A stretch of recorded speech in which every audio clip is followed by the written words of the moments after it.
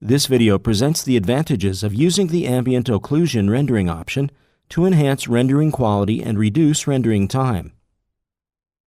Let's display the ambient occlusion rendering setting, available for ARCHICAD's built-in Cinerender engine.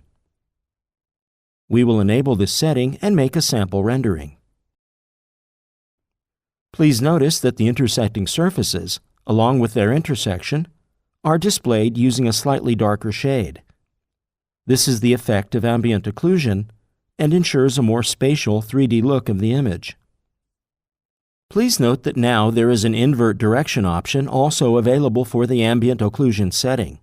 Let's enable this option, and then have a look at the results by re-rendering the model with the new settings. Please note that now we can see the effect presented previously along the positive surface intersections as well.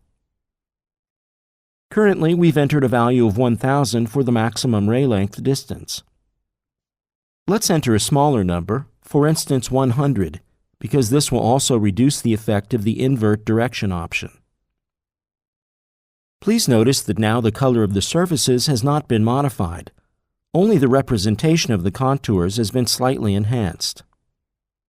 Let's increase the contrast value to its maximum. This will ensure a distinct cardboard look and feel for the render.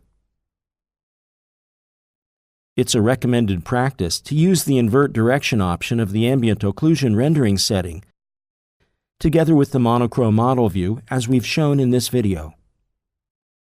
The invert direction option of the ambient occlusion setting that we showed you is also available for surfaces. It can be added as a shader effect to a surface. By enabling the invert direction option, the rendering effect presented earlier will be applied to the selected surface. Let's see another example for this effect. Here's a fire hydrant in the 3D window. We already adjusted the ambient occlusion settings, so let's render the model to see the results.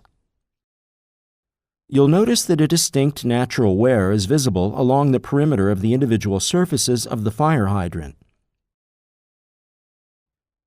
Let's have a closer look at the details of the material settings. Please notice that the surface setting has multiple ambient occlusion settings added to the standard red steel material, which produces the final worn look.